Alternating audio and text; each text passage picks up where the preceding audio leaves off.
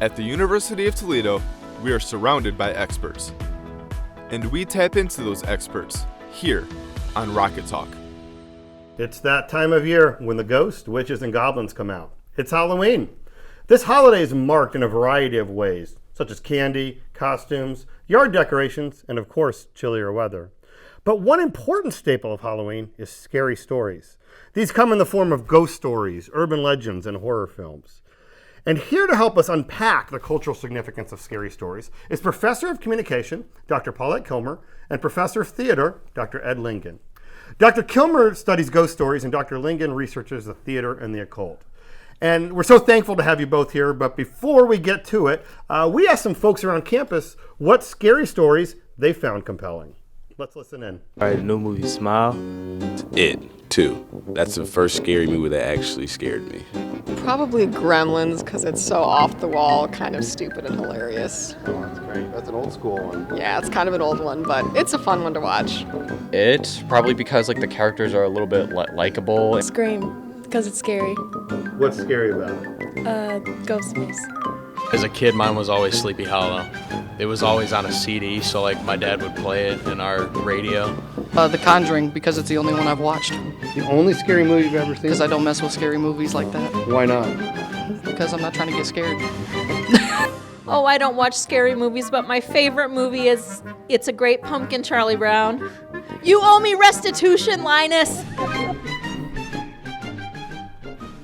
Love the costumes. Thank you both for getting in the Halloween spirit with us. So you both study scary stories. Let's just start with the obvious question. What makes for a good scary story? I believe that character is one of the most important elements, and it's because when we watch a scary story, we tend to get scared because we identify with somebody that reminds us of ourselves or who we can at least sympathize with. And it's Aristotle talks about this when he talks about tragedy, which in my opinion is an early form of horror. He talks about the hero in a tragedy needs to be neither all good or all bad, so that we can really experience the emotion and feel bad for them when something bad is happening, and at the same time hope that they can overcome what they're facing, which is usually really hideous, you know. Well, I think that plot matters too, because if I can figure out what's going to happen, if there aren't enough surprises, then I'm going to turn it off. So, why is it, do you think, that we like scary stories, right? I mean, being scared is not something that we, actively seek out in our everyday lives. In fact, it's something that most of us run from most of the time. But we really lean into it when we watch horror films or, we sit around the campfire and tell ghost stories. What is it about scary stories that just draws us in? I'll give you my answer and Alfred Hitchcock's answer.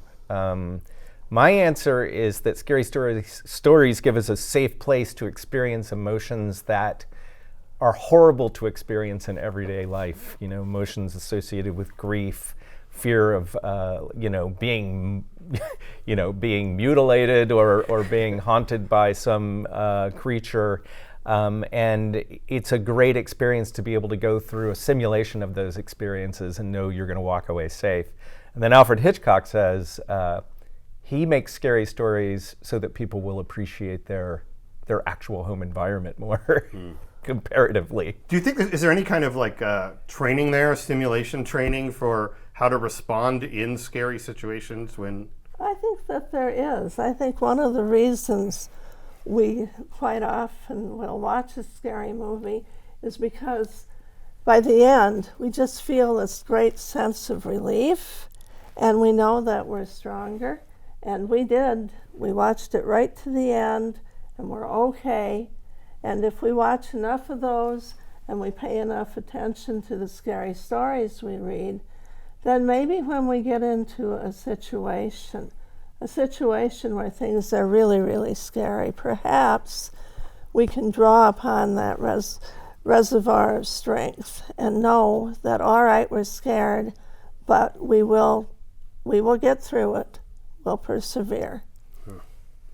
So in doing some, background research for getting ready to talk to you all, I came across a report back from 2009, so it's a little dated, but I still think it might give us something to talk about and the lessons that might be applicable today. But there's a report that zombie flicks tend to be more popular when a Republican is president, and vampire movies tend to be more popular when a Democrat is in the presidency.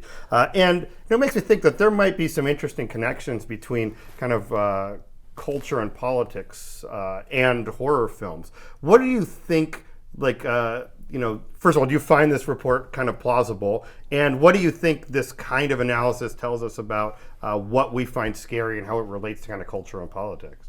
Oh, I think it's completely accurate that people's political and cultural anxieties go into scary storytelling. Like, for instance, Night of the Living Dead, the first, really the film that creates zombies as we understand them now in zombie films, because there were many zombie films before that, but that one really established the kind of a zombie apocalypse feel. Many people have said, oh, that looks like fascism.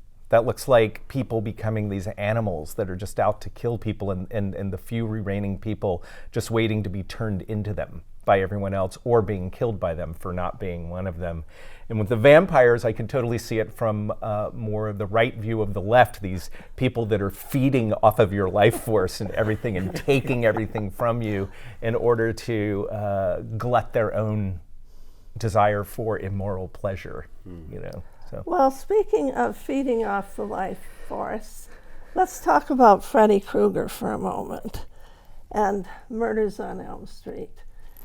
I did a paper on those one time, and I found them very amusing, but I also realized by the time I was done watching all of them that they really focus on a problem for teenagers, a problem of identity, a problem of feeling secure in who they are, and the only way that Freddy Krueger can hurt any of them, including the teenage girl who turns into a giant cockroach, one of my favorite scenes, is because they allow him into their minds. So I think this is a very important movie in some ways for adolescents, because it shows them that if they will develop a strong sense of who they are and their own identity, then they will be able to survive, and they won't be taken over. And Freddy Krueger could be politics, it could be some kind of cult, it could be a bully at school.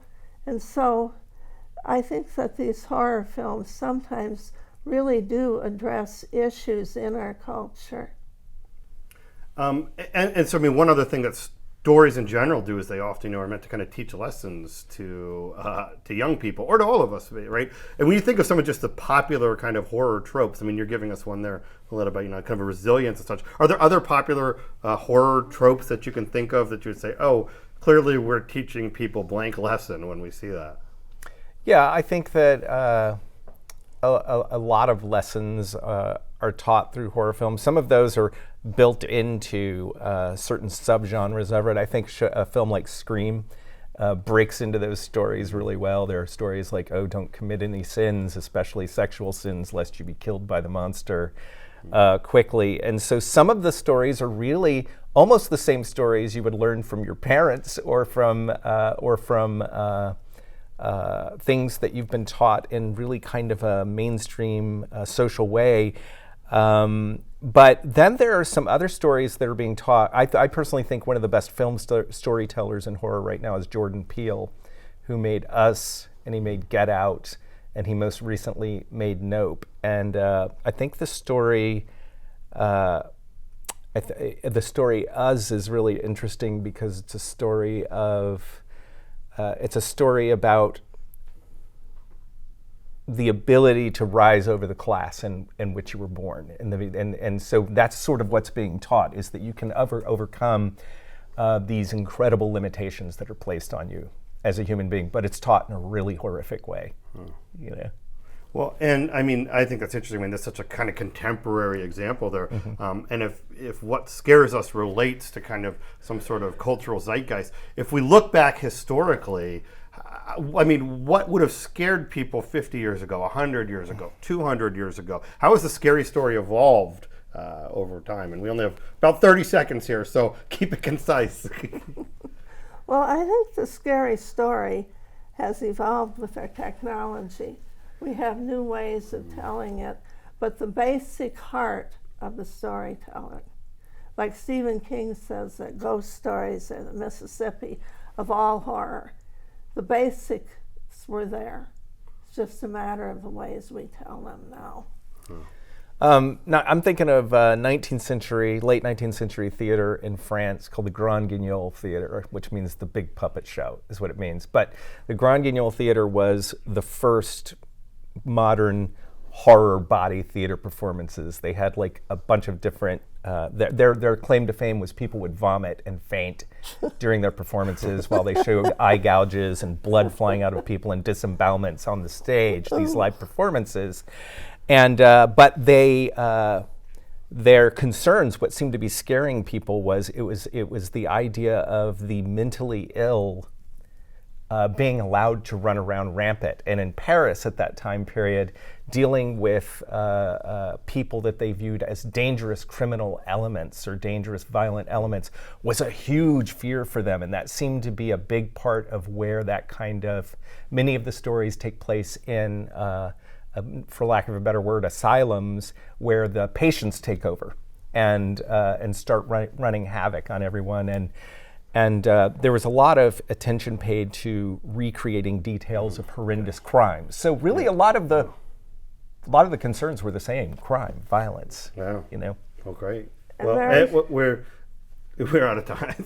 I'm sorry, Paulette. I wish we could get to it, but we are out of time. And I want to thank you both for helping us get in the Halloween spirit. And I'd like to wish all of you a happy Halloween as well. We'll see you next time on Rocket Talk. And I need more cowbell.